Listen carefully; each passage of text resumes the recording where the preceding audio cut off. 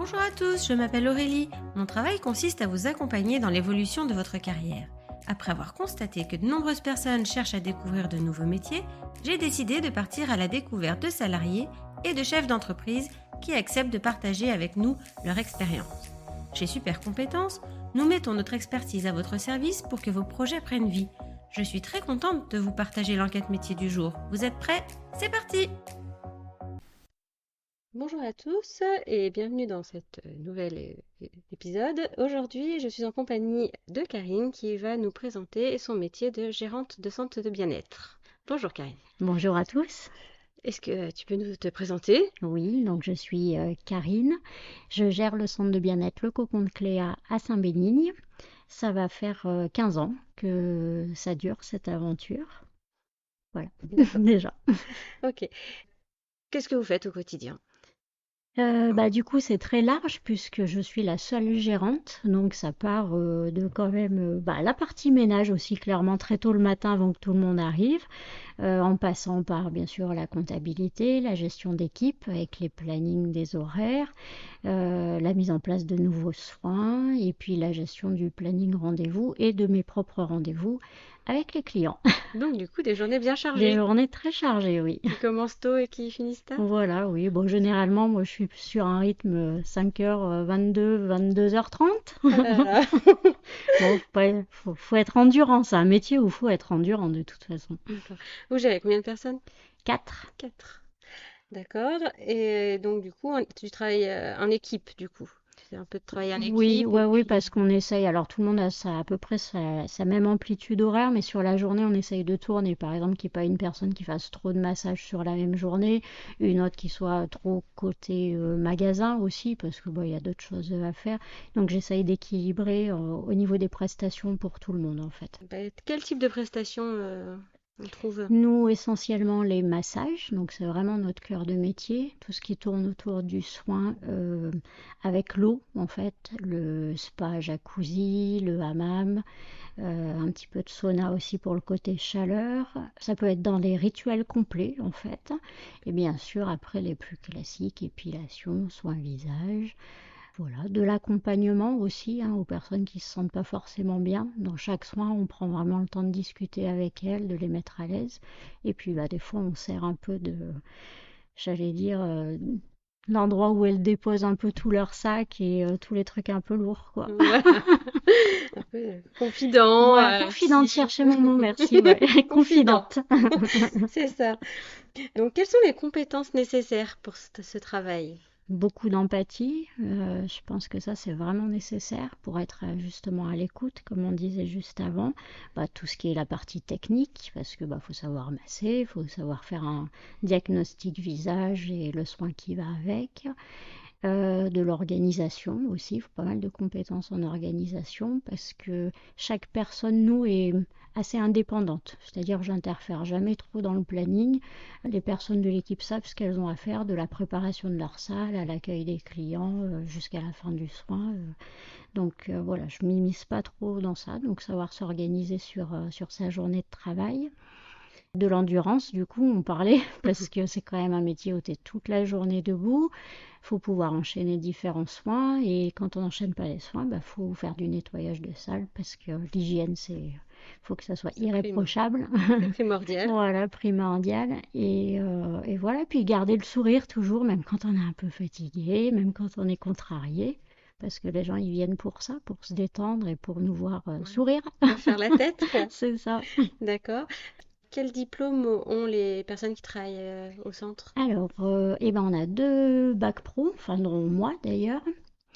Bac Une pro esthétique? bac pro esthétique, oui, pardon. Une CAP esthétique qui s'est vraiment spécialisée dans le massage. Et puis, on a aussi un massothérapeute, en fait, qui est spécialisé dans les soins autour de l'eau.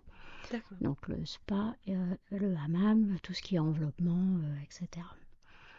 Est-il facile de trouver un emploi?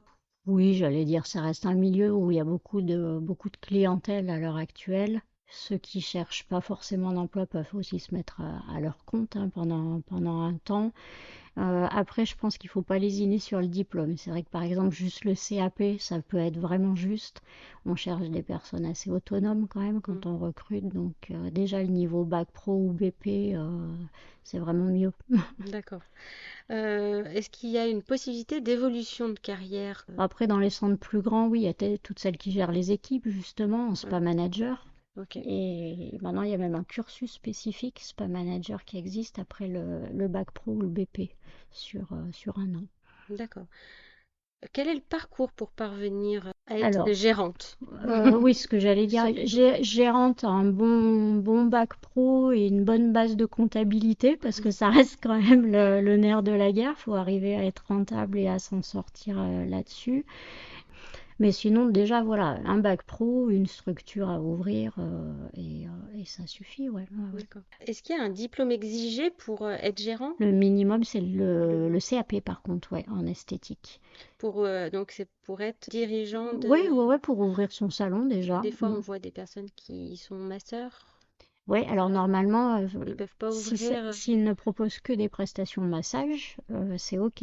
Du D'accord. moment qu'on touche À l'esthétique. à l'esthétique, que ce soit le soin visage, que ce soit la partie épilation, là par contre, c'est ouais, CAP esthétique minimum en fait. Ouais. D'accord. Donc vous, en tant que dirigeante, au niveau du salaire, on sait forcément en fonction C'est très variable. C'est très Ouais. variable, c'est en fonction de son Ouais. investissement personnel, je Tout à suppose. fait. Je pense qu'il faut savoir garder la tête froide aussi et pas tout prendre pour soi, parce que on a des équipes, donc il faut reverser des choses. Je sais que j'essaye d'être un peu généreuse avec mes équipes parce qu'on n'a pas un travail non plus très facile aussi toute la journée.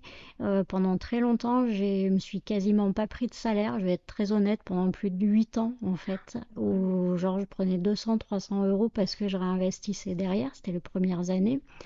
Là, ça commence à être un petit peu plus confortable, mais c'est pareil, je suis pas gourmande parce qu'après, il y a beaucoup de cotisations à reverser, C'est surtout. ça. Puis 4 salariés. Voilà, 4 salariés, donc bon, alors après, dans les 4 salariés, il y a 2 apprentis aussi, donc Oui, ça mais bon. modère un peu, mais il faut quand même sortir les salaires, tout à fait.